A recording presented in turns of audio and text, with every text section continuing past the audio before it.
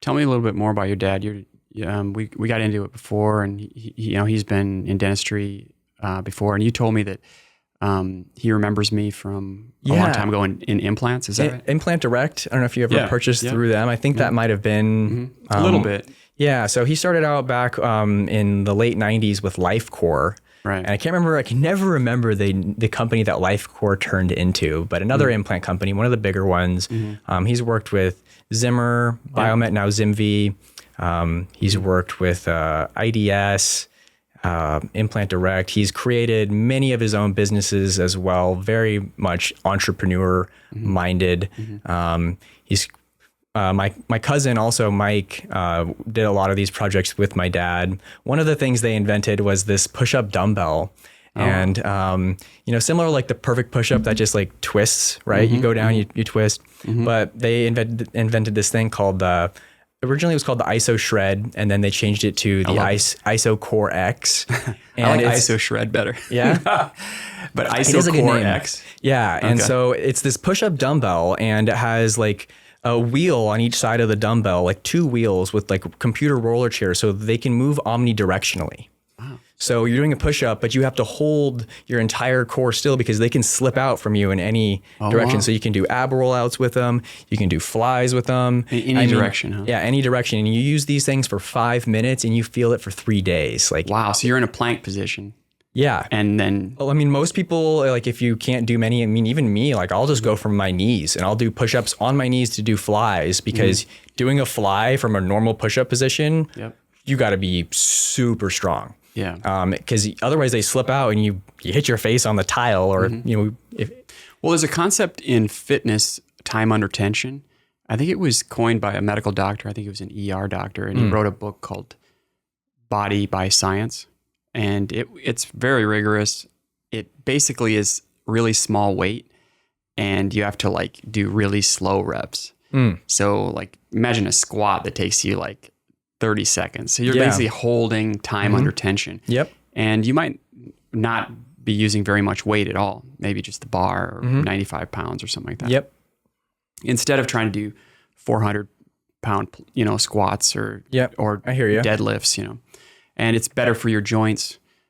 So I started it, got into it a little bit, thought, wow, nobody's going to work out with me. This is like, it's pretty bad. So it reminds me of that. So this LifeCore, what is it called? ISO Core X. ISO Core X. Yep. Or ISO Shred, but ISO Core X is what. Nice. And they got, Brock, one of the radio guys around here that does the sports, they got him to do one of the commercials. Great voice. Yeah, great voice. Of the Seahawks kind of thing. Yeah, and then they had Steve Weatherford, who was the punter for the New York Giants. This dude was ripped, like the most jacked punter you've ever seen in your entire life. He was one of the sponsors for it as well for some time, but and it still exists. My cousin is a brilliant mind, also military guy. He operated heavy machinery, helicopters, and they're actually running a construction company right now around the Puget Sound. They do government bids and contracts and stuff, dirt work, and they've done some like sidewalks and that type of deal. But that's been my dad's main focus lately. He does want to retire soon, but truthfully, I don't think he'll ever actually retire just because that's just the way he is. He has to be doing something. Yep. But yeah, he's been a great mentor for me in a lot of ways, and someone I'm very, I don't take him for granted. Just the information and the wealth of knowledge that he has in the dental industry, and talking with doctors, and just how to present yourself in more ways than one. He has really helped me, shape me into the person I am. Similar to what Taekwondo has done for me too. And my master John, who unfortunately passed away from brain cancer early 2020. So the studio shut down, but Taekwondo really molded me into the man I am today. So excellent. All the credit in the world to John too. Okay, John, is that in South Seattle, or is that like Renton, or where? It was in Maple Valley, which is where I'm from. The studio is called Phillips Taekwondo Center, PTC. Yeah. Phillips Taekwondo Center. Yep. Is that John's last name? Phillips, yeah. Okay. Yep. Got it. So how old were you when you started that? I was 5 years old. So I started with one Taekwondo studio out of Fairwood, Renton area. And I think I did 1 or 2 classes, and it was like too much of a game. It didn't really feel like what Taekwondo should be. And so I only went to that studio a couple times, and then we went over to Phillips Taekwondo Center, which at the time was, I believe, Lee John or Lee's Taekwondo Center or something, but he ended up changing the name. But yeah, and then the rest was history. I went 3 days a week. My mom ended up starting a few years later. She also became a black belt. Really? Yeah, we competed all over the United States. I was cleaning my room, so it was kind of funny. We were all sitting downstairs a couple nights ago and we hear this huge loud crash, and we're like, what was that noise? And we walk upstairs, and it wasn't my niece. She was on her game playing Fortnite. Couldn't figure it out. Well, an hour later, I'm in my room and I realize my tapestry for my closet was like bulging out. I'm like, what the heck? I pull my tapestry behind, and sure enough, my entire closet had collapsed. Really? And I was like, oh my God, I have way too many clothes, stuff sitting on my shelf. And it took us like 3 or 4 hours the following day to clean it up and get all my shelves put back. Anyways, what I'm getting at is, during cleaning my closet, we found these posters, and they're from my Taekwondo tournaments in 2006 and 2007, going to Atlanta, Georgia, and getting to compete in the Georgia Dome where the Falcons, the Atlanta Falcons play. And I got to fight on the field. You know, I'm 9 years old, you know, getting to compete on an NFL stadium field, and I took gold. Wow. You know, so it was a lot of fun and just cool, you know, team bonding. We had a team of probably 15 to 20 of us, you know, all traveled to Atlanta and just to spar. And yeah, I really miss doing it. I don't do Taekwondo anymore, but I'm sure some of our friends have found some other studios, because unfortunately, as I said, our studio shut down, but some people still do it.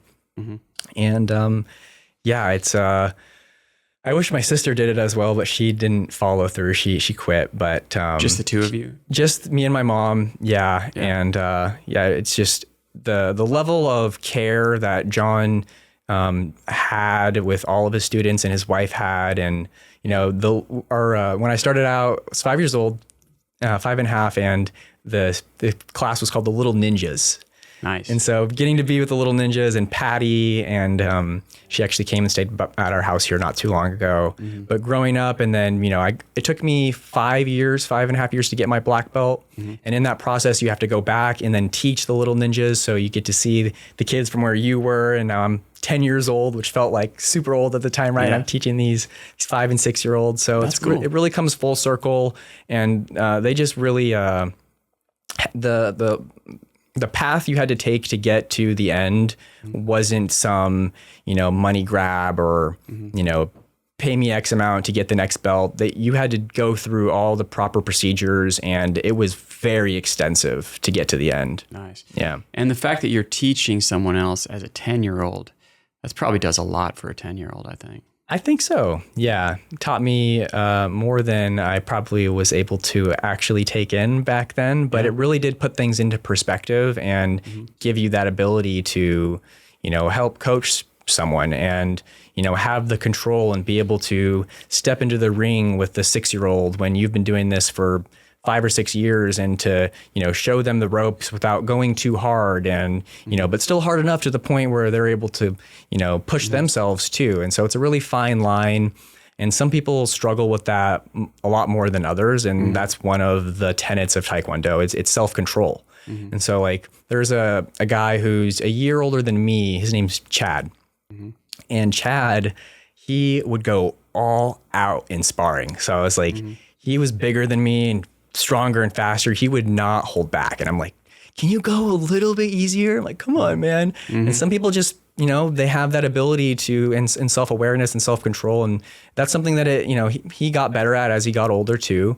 But it's really something I came to, I don't want to say took for granted until I trained some jujitsu and went to this jujitsu studio, and they had what felt like to me no self-control or you know, we were rolling on the mat, and this guy I'm a white belt, and he's like giving me zero entry anywhere. I'm like, man, this is brutal. Like, you gotta let me feel like I'm doing something right. Like, come on. And so it made me really realize like how much, just having a little bit of control and showing someone the ropes, it can leave a big mark on someone and the way they view things. So, Okay. Just a general overview, Taekwondo, Jiu-Jitsu, karate, judo. Those are the ones I'm aware of. And where are those from? What's the philosophy of each one of those? Well, Taekwondo is a Korean sport. Okay. Karate, I'm not actually sure. That's fine. Jiu-Jitsu, it's very popular all around the world, most popular in Brazil. Yep. Judo, I'm not sure where it originates from. But judo, I understand, is like mostly like defensive, like reversals. Is that right? Or throws? It's a lot of throws. Yeah. Hip throws, just takedowns. There's no like striking in judo.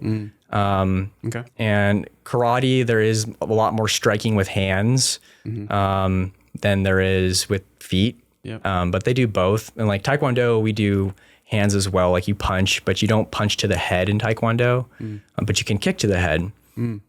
Just some of the slight differences there. But yeah, funnily enough, my dad actually, bring him back into the conversation. He ran a jiu-jitsu studio in, I don't know where it actually was based out of, somewhere around Renton. He actually brought the very first Brazilian jiu-jitsu black belt into the state of Washington, Marcelo Alonso, who's one of the biggest names in jiu-jitsu today with just how well known he is. And it's kind of cool. A lot of the students, my dad never got black belt either, but a lot of the people in his studio now run their own gyms around the Puget Sound area. So it's kind of fun, lore, I guess. Yeah. My dad, I grew up watching the UFC from the time it like began. Yeah. So, And was your dad into that jiu-jitsu and then Taekwondo? He never really got into Taekwondo besides he'd come watch me spar and stuff. But yeah, he knows a lot of jiu-jitsu and the technique and stuff. And we would roll around when I was little and he would teach me all kinds of things. So For jiu-jitsu, right? Yeah. But hey, but you started in Taekwondo and stayed there, right? Yeah. Okay, gotcha. Did it for a solid 12 years. It really, it taught me courtesy, integrity, respect, indomitable spirit, humility, perseverance, some of the tenets of Taekwondo. And, we had to research extensively these things, to get to the black belt. It was a rigorous, process. To get to a red belt, it took a minimum of 3 years to get to a red belt. And that's if you were going as fast as you possibly could. Really? And then once you become a red belt, you have to wait at least another year. So you're a red belt for like 6 months. You do another test. You get a piece of black tape around your red belt. You do another 6 months, 9 months. You get a second black tape, and they're individual tests. They do one test a month with a group of students that have all gotten to that point where they're able to test for the next belt. But red belt, once you get those 2 black pieces of tape, you are eligible to receive an invitation to test for your black belt. Okay. And then once enough red belts achieve 2 pieces of black tape, you could get up to 4. Not very many people were red belts for that long, but there were some, just because he didn't want to do a black belt test with only like 2 red belts, just because it's a very long process. So you get your invitation in the mail, and then you have like a pre-test, and you have to go run a 5K in, a good time. Like if you're only one person ever actually failed the test for the 5K just because he felt like she could have done better.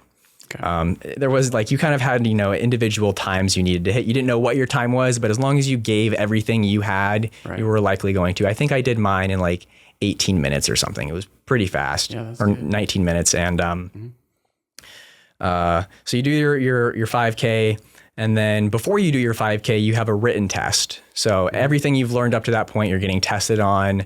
Then you do your run. You come back from your run. All the people that are current black belts in the studio are there, and you have another test. So you go through all of your forms, all of your technique. You have your pre-test, and then You pass your pretest, okay, then you start IT training, which is another 6-month long process. You have to show up to class at least 3 times a week. If you miss one day, he's going to be on your behind for it. You cannot miss a single class. And then after you do your class once a week, you have IT training. So you stay an extra hour, 2 hours, where he goes over even more stuff with you. You do some more research. So you do that for 6 months. And then you have your black belt test, and that's an all-day event on a Saturday. Usually lasts 8 to 9 hours. You go through everything.